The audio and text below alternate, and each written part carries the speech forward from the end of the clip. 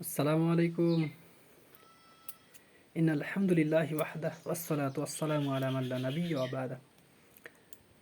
সমস্ত প্রশংসা আল্লাহ সুবহানাহু ওয়া তাআলার এবং সালাম এবং দুরূদ বর্ষিত হোক প্রিয় নবী সাল্লাল্লাহু আলাইহি সাল্লামের প্রতি সাল্লাল্লাহু আলাইহি সাল্লাম। পবিত্র আশুরার সিয়াম সম্বন্ধে আলোচনা করব ইনশাআল্লাহুল আজিজ, আমা তৌফিক ইল্লা বিল্লাহ। সমাজে অসংখ্য জাল-জয়ীফ হাদিস এবং কুসংস্কার এবং আবেগী প্রচারণা ছড়িয়ে আছে। একজন মুসলিম হিসেবে আমাদের দায়িত্ব হলো কোরআন ও সহিহ সুন্নাহর আলোকে সত্য মিথ্যা আলাদা করা। আশুরার বর্ণনা সহিহ হাদিসে যেগুলো পাওয়া যায়, মুসা আলাইহিস সালামের বিজয়ের দিন ইহুদিরা রোজা রাখতেন, কারণ আল্লাহ সুবহানাহু ওয়া তাআলা মুসা আলাইহিস সালাম ও বনি ইসরাইলকে ফিরআউনের অত্যাচার থেকে মুক্তি দিয়েছিলেন এই দিনে।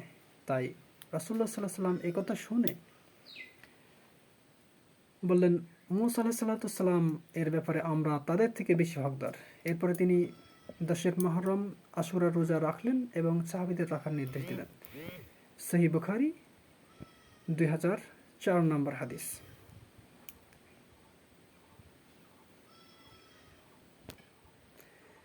আশুরার সিয়ামের ফজিলত, রাসূলুল্লাহ সাল্লাল্লাহু আলাইহি ওয়াসাল্লাম বলেন, আমি আল্লাহ সুবহানাহু ওয়া তাআলার কাছে আশা রাখি আশুরার দিনের সিয়াম বা রোজা বিগত 1 বছরের সাগিরা গুনাহসমূহের কাফফারা হবে। সুবহানাল্লাহ। সহিহ মুসলিম 1162 নম্বর হাদিস। এখন আমাদের জানা উচিত যে মুহররমের সিয়াম কয়টি? মুহররমের সিয়াম হচ্ছে মূলত 2টি।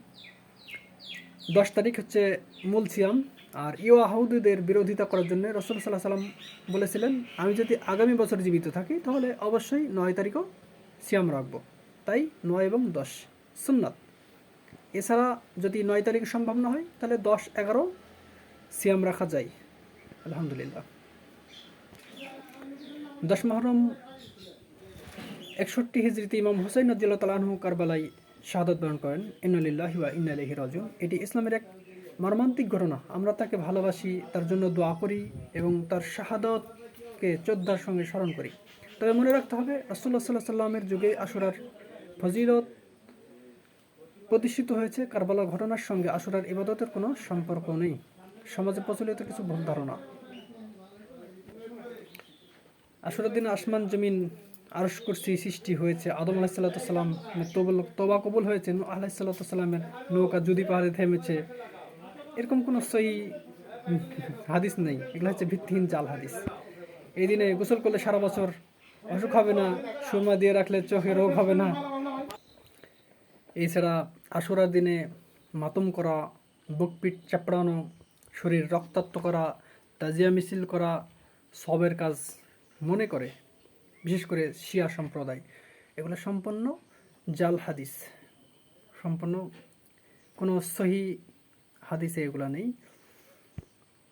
বিশেষ করে ইমাম নববী রাহিমাহুল্লাহ বলেছেন, এই বিষয়ে কোনো সহিহ হাদিস নেই, এগুলো সব ভিত্তিহীন।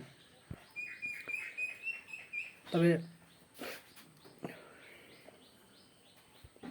একটা হাদিস সহিহুল বুখারী 1294 নম্বর হাদিস, রাসূলুল্লাহ সাল্লাল্লাহু আলাইহি ওয়াসাল্লাম বলেন, সে আমাদের দলভুক্ত নেই যে গালে আঘাত করে, জামা ছিঁড়ে এবং জাহেলিয়াতের মতো বিলাপ করে।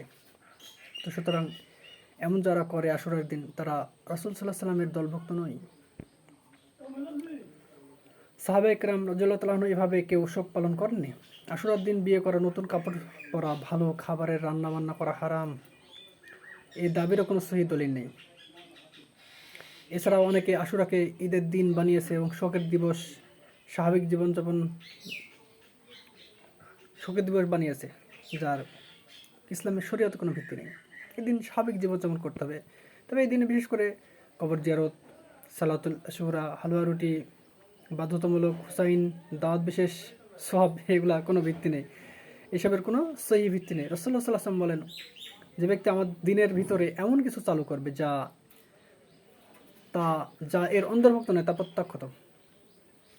সহিহ বুখারী 2697 হাদিস। আশুরাই এখন আমরা জানি যে আশুরার দিনে সুন্নাহ কি, কীভাবে আমরা ইবাদত আমল করতে পারি। সিয়াম তো রাখবো ইনশাআল্লাহ। 9-10 তারিখ সুন্নাত, অথবা যদি 9 তারিখ মিস হয়ে যায় তাহলে 10-11 ইনশাআল্লাহ রাখবো।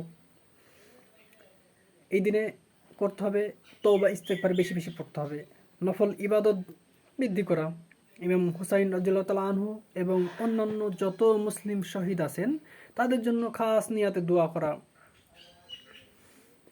এগুলো হচ্ছে সুন্নাহ আমল।